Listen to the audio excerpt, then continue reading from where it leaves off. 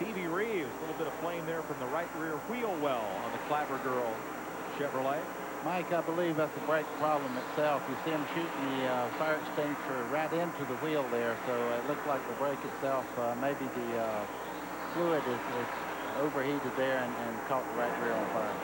You know, it's kind of unusual to have a rear brake heat up before the front, so they must have had a mechanical problem there that might have caused that. You notice lead change again. Dale Jarrett back in front as they move to lap Jason Keller and Jeff Fuller. Split the two lap cars. Jarrett now moves to the outside. Mark's got room. He's clear up high.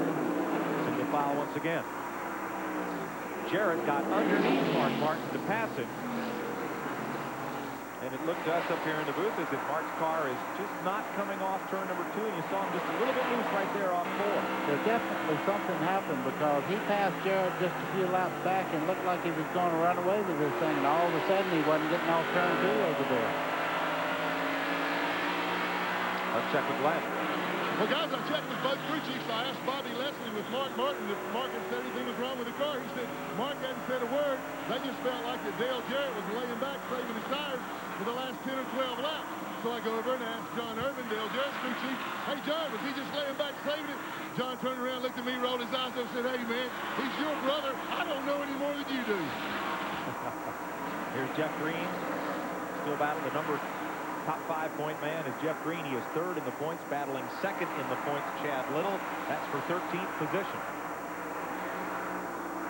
Remember that Buddy told you at the top of the show, Jeff Green in 3rd, Michael McLaughlin in 4th, and Jason Keller in 5th are very close in the point standings. Just 24 points between them all, and they touch. Jeff Green, of those 3, the only one having a pretty strong night here. He is 14th. McLaughlin is 17th. And Jason Keller is 22nd. Here are the leaders side by side, and Mark Martin runs out of room on Rick Wilson. Well, the 99 car of Parsons looks like it blew an engine just as we were talking there. Parsons dropped the cylinder. He now goes a lap down. Back to this battle for 13th. These two cars are not welded together. They're just racing extremely hard here. You couldn't put a piece of notebook paper in between the two cars in the corner. They made contact several times, but it's just good, hard racing. Nobody's really trying to get into each other. This kind of racing's got to be a lot of fun. What's it feel like the crew chief see your car come down the front straightaway like that, an inch or so apart? It can get pretty nervous, especially if you look at the side of the 23 car. It looks like somebody's beat it from wheel to wheel. Or a Chevrolet. A black Chevrolet, yeah. 8 laps to go.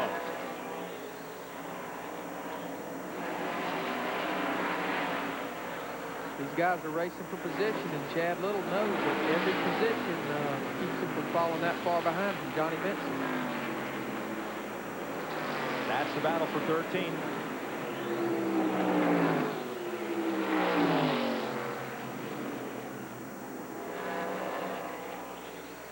Hey, Chad saw it on that steering wheel.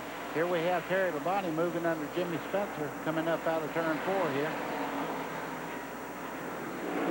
This is a battle for 5th position. 6 laps to go. 5th place battle. Leaders are still single file. That heats up. We'll get back there. It's about to, because they're coming up on traffic. It was wide a moment ago. They're coming up on Jim Bound and Mike McLaughlin as he rides with Mark Martin in 4th. Dale Jarrett in front. 5 laps to go. Let's check with Randy. Well, brakes have always been a consideration here at Richmond, particularly in the Winston Cup race. It's 400 laps. Well, they're a problem right now for Mark Martin. He said, guys, they're going, and they're going in a hurry. He's got to get 5 more laps out of him, Randy, underneath Jim Bound. And you saw there at turn 2 where Mark Martin gave up half a car length to Dale Jarrett, and he's got to try to get it back coming into the corner if he can't get it coming out. That's the thing, with 4 laps to go. I mean, he can't give up anything. He's got to reach down and get all that he can. Look inside Mark Martin's wheels. That shot, and you can see those brake rotors glowing bright red. There you see 2-lap cars up in front of him. That's the thing Dale's got to do. He's got to make sure he works this lap traffic just right.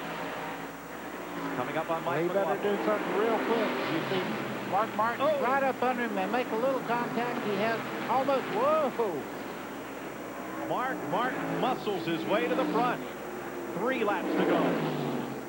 It ain't over yet. You see Jarrett moving in again. I think they'll be side by side before you can say, there they come.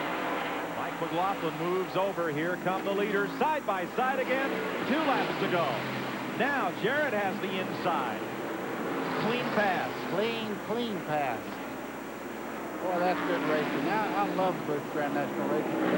These guys don't hold anything back. Larry, I don't think it's over. I don't believe it is either. You know, I don't think it's going to be over till we see Carl Simmons wave that black and white flag. It'll be next time. This is the last lap.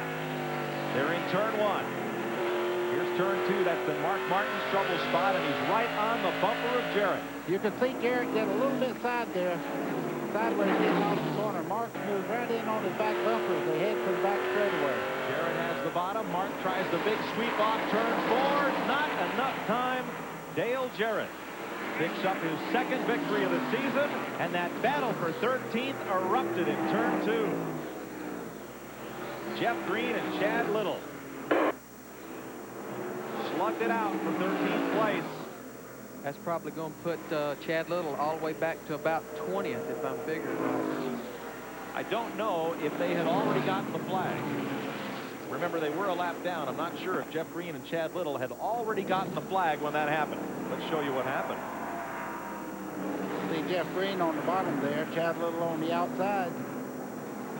Looks like Jeff got a little sideways and got up into the 23 car, and around they go. They had not finished the race. They were on their last lap. And these guys had been racing hard for about the last 20 laps. Randy? Well, John Irvin currently being interviewed by the Motor Racing Network.